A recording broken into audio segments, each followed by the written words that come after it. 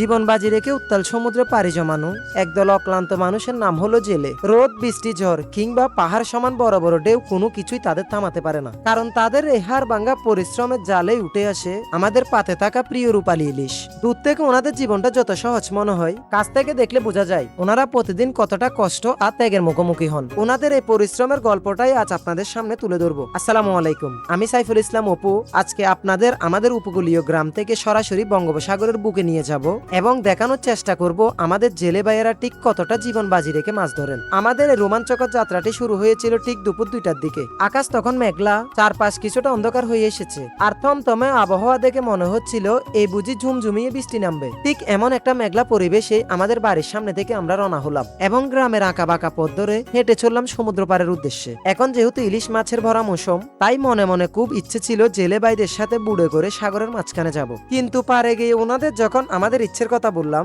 ওনারা প্রথমে একেবারে রাজি হচ্ছিল না। দুপুর বেলার মেঘলা আকাশ, তার উপর সমুদ্র তখন ভীষণ উত্তাল, পাহাড় সমান বিশাল বিশাল ঢেউ এসে আছড়ে পড়ছিল কুলে। কিন্তু আমাদের অনেক জোরাজুরি আর রিকোয়েস্টের পর শেষমেশ আমাদের সবার পরিচিত রাখাল দা আমাদের জালে নিতে রাজি হলেন। জিনিসপত্র সবকিছু গুছিয়ে আমরা যখন বুটে উঠলাম, তখন বুকটা এক অজানা ভয়ে কাঁপছিল। যখন বুটের ইঞ্জিনটা স্টার্ট দিল, সেই ইঞ্জিনের শব্দের সাথে সাথে আমাদের হার্টবিট যেন বেড়ে গেল। বুট ছাড়ার পর যখন সমুদ্রের পথে এগোতে লাগলাম, তখন আমাদের জীবনের অন্যতম সেরা এক অ্যাডভেঞ্চারে শুরু হলো। ঝড় বৃষ্টির এই থমথমে আবহাওয়ায় সমুদ্রের মাঝখানে যাওয়ার অভিজ্ঞতাটা ছিল এক কথায় জাস্ট অসাধারণ। বিশাল সমতল ঢেউয়ের সম্মুখীন হয়ে যখন বুটটা পাল্লা দিয়ে দুলছিল, তখন যেমন ভয় লাগছিল, তেমনই এক অদ্ভুত রোমাঞ্চ কাজ করছিল। দূর থেকে বড় বড় জাহাজগুলো দেখতে দেখতে কখন যে আমরা মাঝ সমুদ্রে পৌঁছে গেলাম টেরই পেলাম না। মাঝ সমুদ্রে পৌঁছানোর পর হুঁক দিয়ে তাদের জাল টেনে আনে বুটের দিকে। সবচেয়ে আনন্দের মুহূর্তটি এলো তখন যখন জেলেরা সাগরের মাঝখানে পাতা জাল টানতে শুরু করলেন। জালের ভেতর থেকে যখন জ্যান্ত রূপালী ইলিশ লাফাচ্ছিল,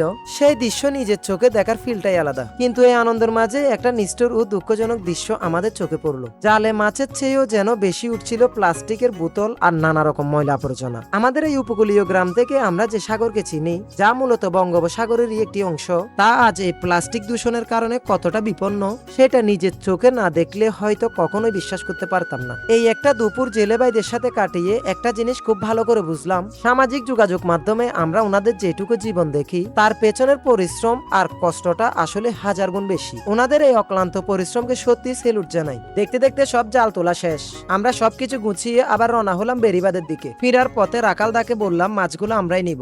রাকালদা একটা মুচকি হাসি দিয়ে বলল কোনো সমস্যা নেই। প্রকৃতি আর পাহাড় সমান ঢেউ দেখতে দেখতেই আমরা পৌঁছে গেলাম বেরিবাদের কাছে। পারে এসে নামার পর মাছগুলো 1000 টাকা দিয়ে কিনে নিলাম। এখানে মাছ ছিল প্রায় 2 থেকে 2.5 কেজির মতো। আপনাদের ওইদিকে মাছের দাম কেমন অবশ্যই কমেন্টে জানাবেন। আসলে নিজের চোখে দেখে সরাসরি জাল থেকে এভাবে মাছ নেওয়ার অভিজ্ঞতাটা ছিল অন্যরকম। শুরু থেকে শেষ পর্যন্ত আজকের এই মেঘলা দুপুরের জার্নিটা যেমন অ্যাডভেঞ্চারে ভরপুর ছিল, তেমনই ছিল জেলে ভাইদের জীবন সংগ্রামকে খুব কাছে থেকে দেখার এক দারুণ অভিজ্ঞতা। একই সাথে সমুদ্রকে প্লাস্টিক দূষণ থেকে বাঁচানোর একটা বড় মেসেজও আমরা পেলাম। পুরো জার্নিটা আপনাদের কেমন লাগলো অবশ্যই কমেন্টে জানাবেন। আর যদি ভালো লাগে বন্ধুদের সাথে শেয়ার করতে ভুলবেন না। দেখা হবে পরবর্তী কোনো নতুন ভিডিওতে। ভালো থাকবেন সবাই, আল্লাহ হাফেজ।